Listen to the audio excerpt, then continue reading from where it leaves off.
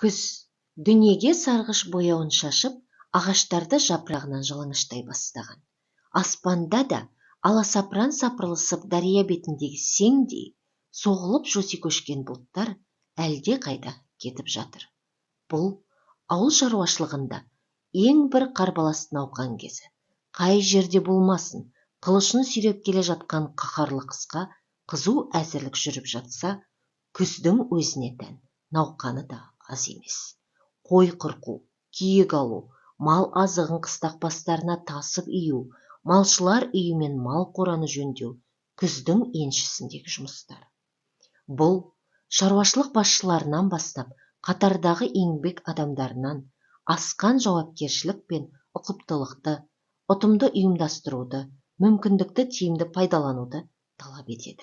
Міне, осы жағдайларға байланысты бүгін Сарыбұлақ партия комитеті бюро мәжілісін өткізіп, күзгі науқанды сапалы өткізудің нақтылы шаралары белгіленіп, тиісті адамдарға тапсырмалар берілді. Бюродан соң совхоз партия комитетінің секретары Ауданбек Таласбаев совхоз директоры мен жұмысшылар комитетінің председателіне қала тұруларын сұрады. Кабинетте үшеуі қалған кезде ол өзінің қаз даусымен қоңырлатып әңгімесін бастады. Мен Басбұлақ өңіріндегі малшыларды тағы да аралап қайттым. Малдары күйлі, жағдайлары жақсы екен. Совхоздың мәдени үгіт бригадасы бар, менің алдымда ғана кетіпті. Малшылар қауымы өз іштерінен шыққан өнерпаздарға дән риза. Бүгін ауданның мәдени үгіт бригадасы барды. Олармен кеше пішеншілер қосында кездестім. Жалпы ел еңсесі жоғары. Менің байқағаным, бір шопанға қиын болып жүр екен. Ол кәдір, жұбайы әбден қажыған, ой мүжіп таусуға айналған. Мен барсам үйінде жоқ. Қайда кетті деп қасындағы көршісінен сұрап едім, көшкен жұртқа кетті дейді. Айым көшкен жұртқа анда-санда барып қайтатын көрінеді. Ой, мен деген меңіреу адам сияқты. Менің пікірімше, күйеуімен екеуін курортқа жіберу керек. Сен Крымға путевкалар келді деп жүредің ғой. Соны осы кәдірге берген жөн, деп жұмысшылар комитетінің председателі Мұрат Ақтаевқа қарады. Сіз қарсы болмайсыз деп ойлаймын, Атан Науқанбаевич, деп директорға қарады. Қарсы болмағанда, қазір қауырт науқанның кезі, совхозда адам күші жетіспейтін өзіңізде көріп отырсыз. Бір қолды екі етамай отырмыз. Оның отарын кім бағады? Менімше қисыны келмейтін сияқты, дейді директор. Мен оның бәрін де біліп отырмын. Оптимист адамның пессимизмге салынғаны жараспайды. Қалайда бір жағдай туғызу қажет. Әріден ойланып көрейікші. Біздің игеріп жатқан игілігіміздің бәрі адам үшін, адамның бақыты үшін. Олай болса, біз ең алдымен адам өміріне сергек қарауымыз керек. Бұл біздің ең басты борышымыз.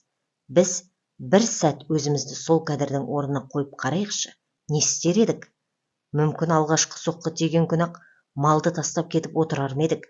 Мүмкін тастамаспыз. Ал ол солай жасаса қайтер едіңіз? Жалпы бұл мәселені шешуіміз және тез шешуіміз қажет. Айым құрлыққа шыққан балықтай бірте-бірте құрып барады.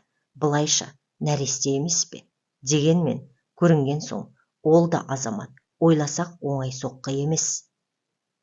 Курорт оған не береді? Жазады дейтін ауру емес. Оныкі ой салған ойран.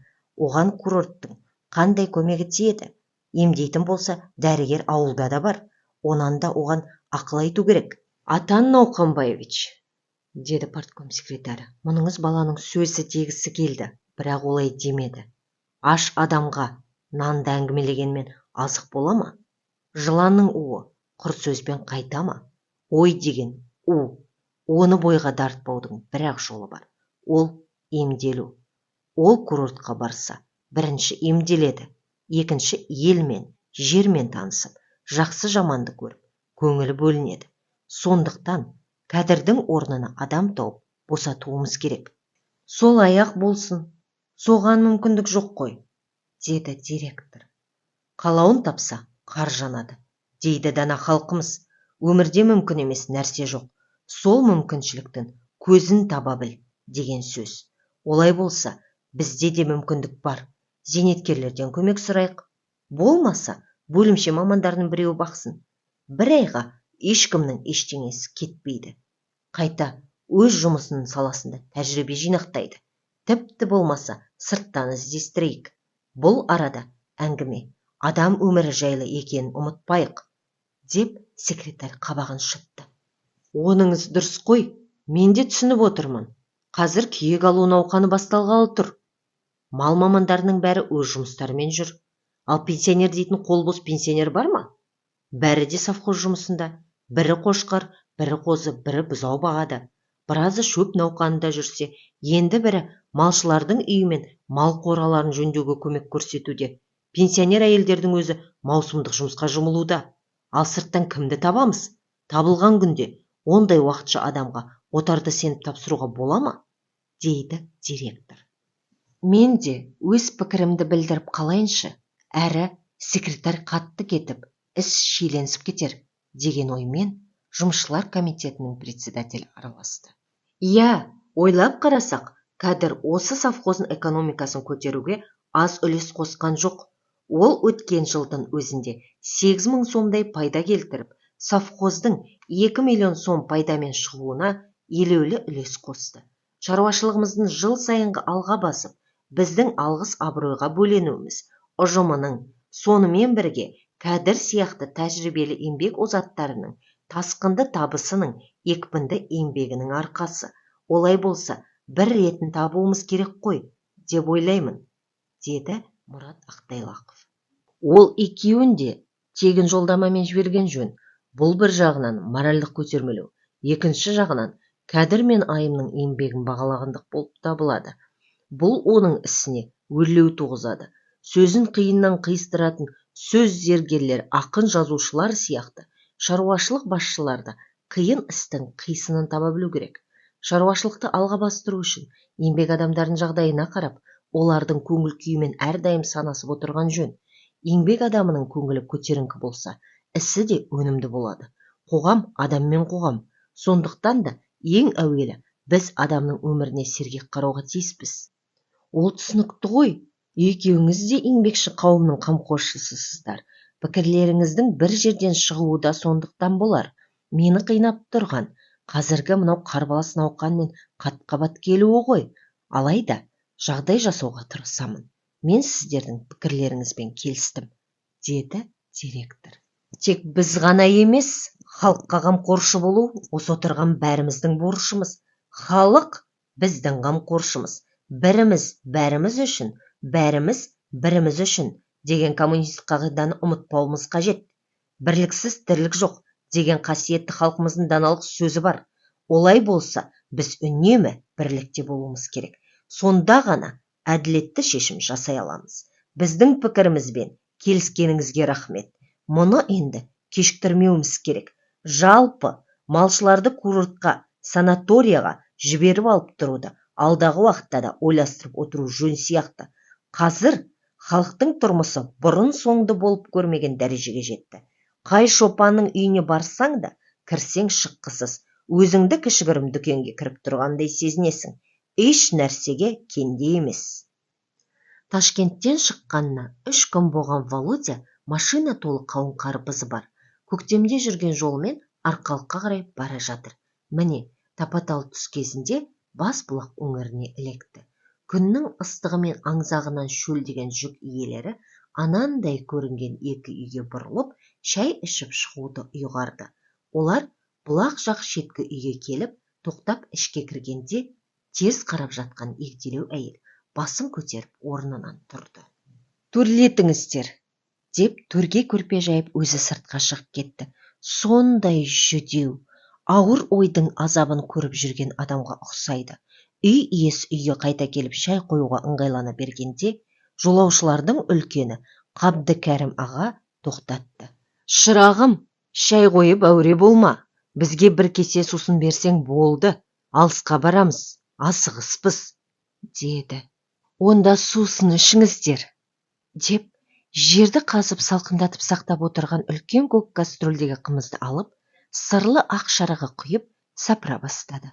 Володя үй үшін қонаққа тән көзқараспен жай ғана шолып отыр. Оның көзі төрдегі уықтардың шандуына ілінген суретке келіп тірелді. Папасы мен мамасының арасында сәбилік пәк көңілмен мәз болып отырған, мына дүниеге алаңсыз қарап 2-3 жасар сәби отыр. Әдемісін қарашы, дейді. Осыған ұқсас баланы қашан, қайда көріп едім, деп қанша ойланғанымен есіне түсіре алмады. Сарыарқаның сары шызын қымызына қанып алған жолаушылар тысқа шықты. Қарына бие желегін қыстырып, олармен бірге шыққан Айым желге қарай аяңдады. Қарағым, келін, Ташкенттің дәмінен ауыз тисін, балаңа қауын қарбыз ал, деді жүк иесі. Рахмет, атай, балам жоқ. Жалғыз баламыз бар еді, одан да айырылып қалдық, деп желге қарай аяңдай берді. Қайтып қайырылып қараған жоқ. 2-3 қауын мен қарбызды үйге кіргізіп тастап, бұлар да жүріп кетті. Володяның көз алдынан жаңағы сурет кетпей-ақ қойды. Қайда көрдім, қашан көрдім деген сөздерді қайталай береді. Осы кезде ол көктем айында бала тауып алатын жерге жетті.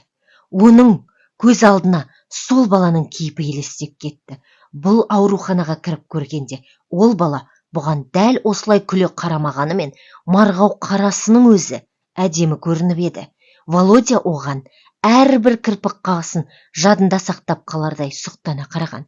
Соның дәл өзі зулап келе жатқан машина кілт тоқтады.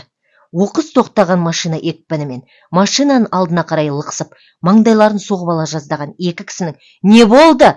деп жамырай қойған сұрағына «Таптым, дәл өзі!» деп жауап берді. «Ей, есің дұрыс па? Нені таптың?» деді өзбек жігіті өзеуреп.